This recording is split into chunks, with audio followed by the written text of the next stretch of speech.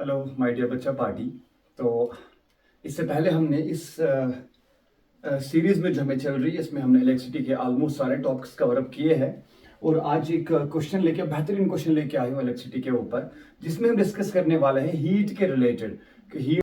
तो क्वेश्चन पढ़ते क्या दिया है, क्वेश्चन दिया है कि 100 joule of heat, 100 joule of heat is produced, कितना 100 joule of heat is produced in each second in 4 ohm resistor. कहने का मतलब क्या है कि हमारे पास एक रेजिस्टर दिया है, देखिएगा मेरा बच्चा, ये हमारे पास एक रेजिस्टर दिया हुआ है आर रेजिस्टर, और इस रेजिस्टर का हमारे पास क्या दिया मेरा बच्चा, इसका रेजिस्टेंस कितना दिया, इसका रेजिस्टेंस 4 ओम दिया है।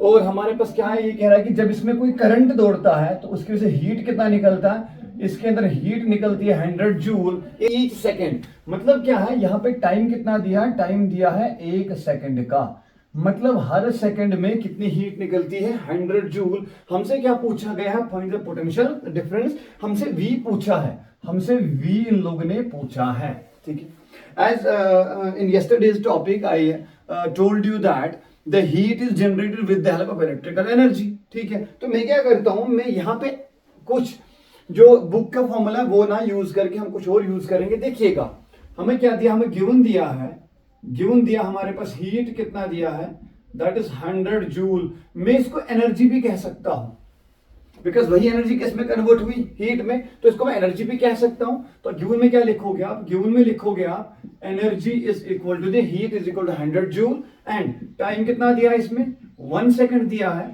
और रेजिस्टेंस कितनी दी है 4 ओम, हमसे V पूछा गया है, ठीक है। तो देखिए 4 पैरामीटर हमारे पास है, तो हम क्या यूज करेंगे, energy is equal to V square T divide by R। Simple formula कल मैंने पढ़ाया था आपको, ये R यहाँ multiple E into R divide by T is equal to V square, simple, ठीक है।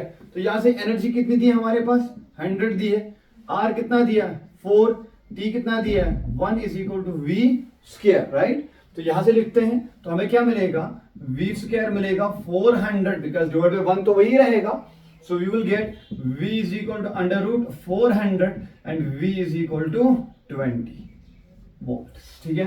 तो कितना पोटेंशियल डिफरेंस हमने लगाया होगा, मतलब हमने इस रेजिस्टर को कितना पोटेंशियल लगाया, जब 20 वोल्ट का पोटेंशियल डिफरेंस डेल्टा V हमने इधर लगाया, तो इस पोटेंशियल की वजह से कुछ चार्ज निकला होगा, कुछ करंट निकला होगा। जब वो करंट इस रेजिस्टर में गया जिसकी वैल्यू कितनी है 4 ओम, तो उसने कितना हीट वहां पे निकाला 100 जूल, हमसे ये V पूछा गया था।